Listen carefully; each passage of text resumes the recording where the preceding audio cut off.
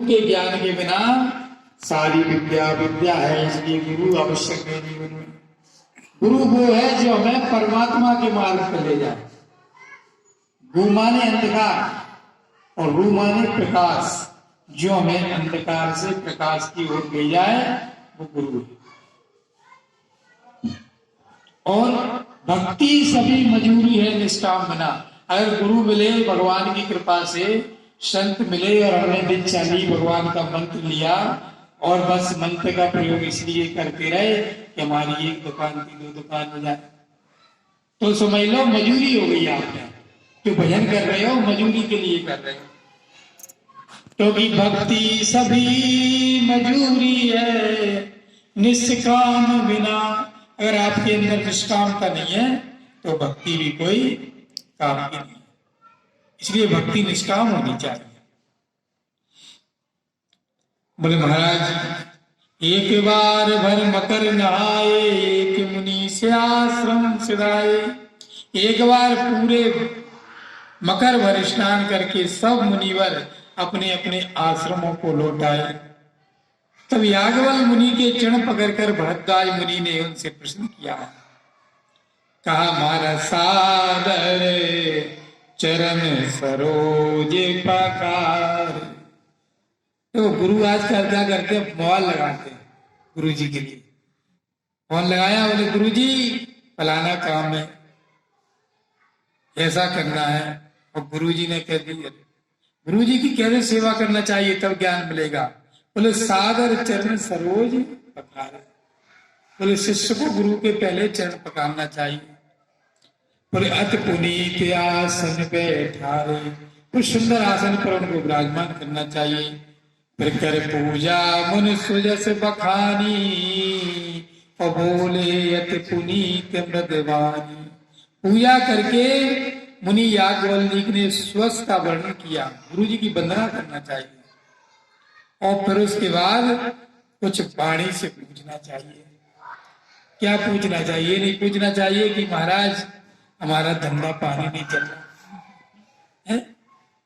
लोग तो यही पूछते हैं जाके संतों के पास।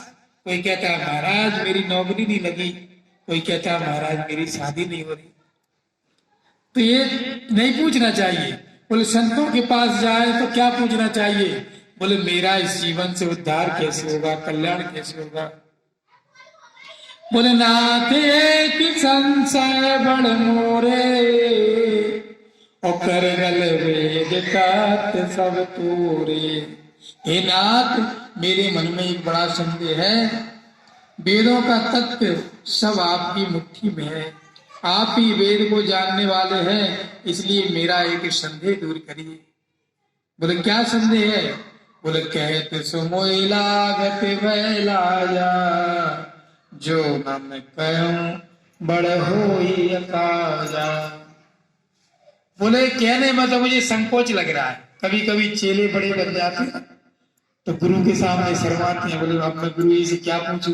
गुरु जी कहेंगे कि तो इतना बड़ा ज्ञानी है, इतना ज्ञान सीख लिया अब भी पूछ रहा है।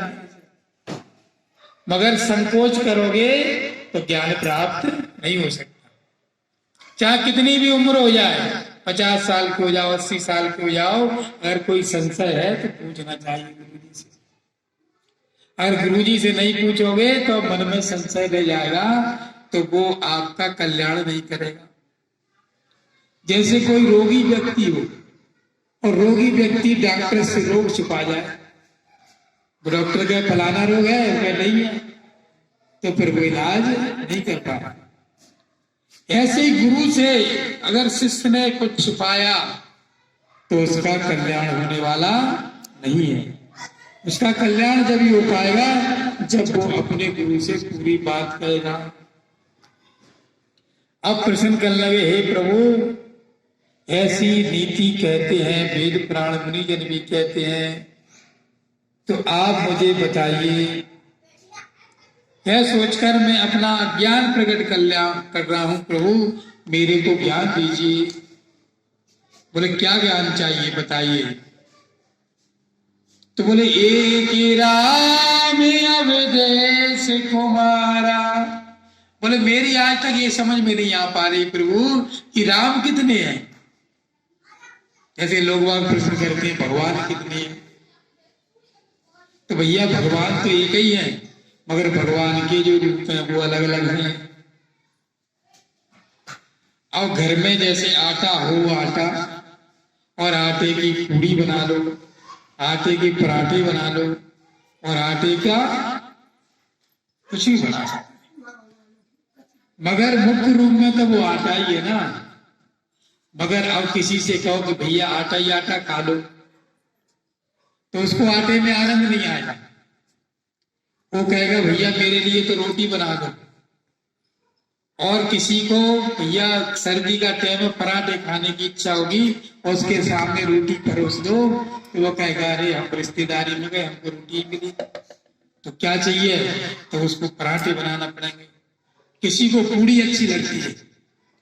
तो ऐसे ही जो भगवान है अपने को एक ही है, चाहे राम जी कह लो, चाहे कृष्ण कह लो, चाहे हनुमान कह लो, चाहे शिव जी कह लो।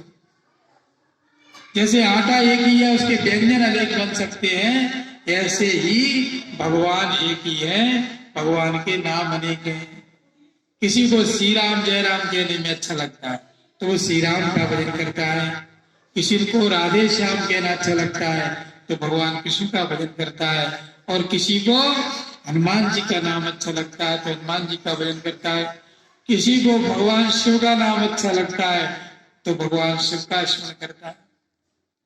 मगर जो जिनको ज्ञान नहीं होता वो भटकाते रहते हैं। वो कहते हैं तो पता नहीं है शंकर जी तो छोटे हैं, राम जी बड़े हैं, कोई कहता है राम जी छोटे हैं, हनुमान जी बड़े हैं, भटकाते रहते हैं ना। मगर भैया बड़ा छोटा कोई नहीं है, भगवान तो सब बराबर है ना। बोले फलाने हनुमान जी छोटे हैं, फलाने बड़े हैं, फलाने शंकर जी छोटे हैं, ऐसे भी कह देते। अरे एक ही भगवान, वो जामराज है बाबराज है, एक ही व्यक्ति बड़ा छोटा कैसे हो सकता है? ऐसे ही भगवान ना छोटे होते हैं ना बड़े होते हैं, भगवान तो जैसे हैं तैसे ही होते हैं। चाहे किसी रूप में भी भगवान की पूजा कर लो, भगवान तो हमेशा कल्याण करने वाले। तो इन्होंने प्रयागवल्लभ जी ने प्रश्न किया अपने गुरु भरद्वाज जी से, बोले महाराज एक राम अवधेश कुमारा, कितने राम हैं? कोई कहता है कि एक राम तो दशरथ जी के पुत्र हैं, और तिनकर चरित्र विदित संसारा, तिनका चरित्र तो सारा संसार जानता है, कैसा है? बोले नार विरह दुख लय हूं अपारा, और भयं रोष रन रावण मारा। बोले उनकी पत्नी को रावण उठाकर ले गया था, और उसी के रोष में गुस्सा में आके उन्होंने रावण से युद्ध किया और रावण का वध कर दिया। और सोई प्रभु राम की अपर को जाहे जतन कृपुरार, और सत्य धाम सर्वज्ञित में कहूं विवेक की विचार। हे प्रभु राम है या और कोई दूसरे राम है? एक तो कहते हैं वो राम है, और एक राम बोले घट वासी, बोले सब घटों में घट हुए, और एक राम बोले जिसका भगवान शिव जी जाप करते हैं, क्योंकि भगवान शिव जी कहते हैं ना बालक इष्ट देव मम रामा। भगवान शिव जी निरंतर राम जी का जाप करते रहते हैं। अब हमें बताइए महाराज कितने राम है? एक राम है कि चार राम है? जैसे मिटे मोए भ्रम भारी, जैसे मिटे मोए भ्रम भारी, कहूं सो कथा नाथ विस्तारी।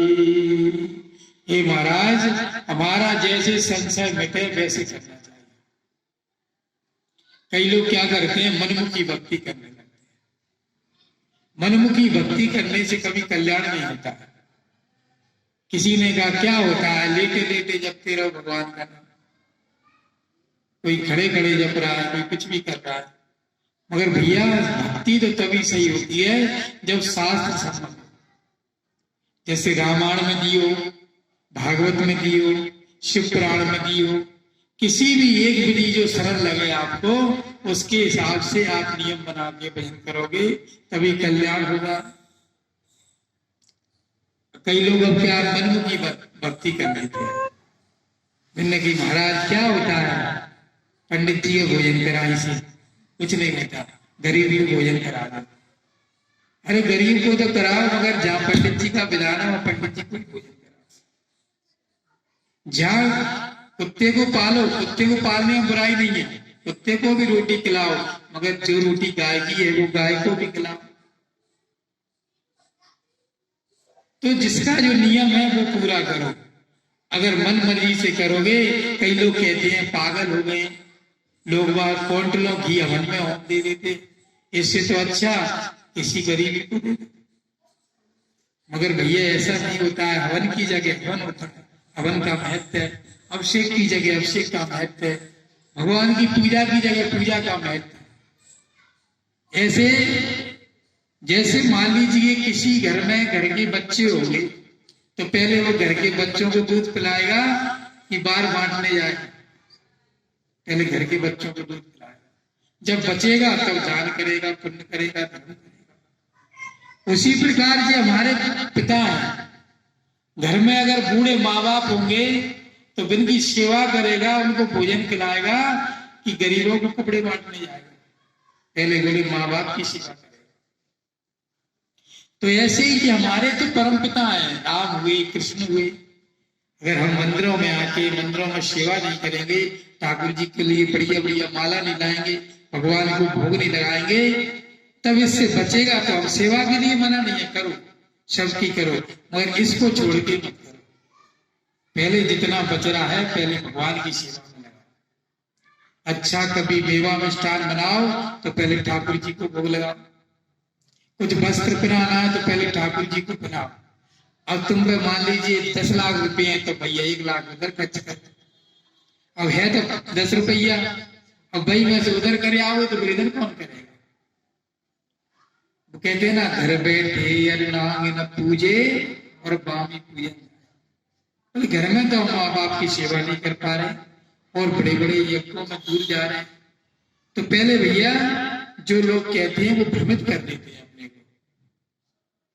इसलिए सबसे पहले सबसे पूजा जो होती है घर से प्रारंभ होती है।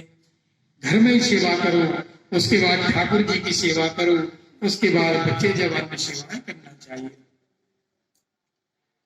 राम भगत तुम मन क्रम बानी और चतुराई तुम्हार में जानी। शास्त्र कहता है जो मन मूल भक्ति करता है, जो गुरु की आज्ञा के बिना भक्ति करता है, वो जीवन में भटक जाता है और उसकी गति नहीं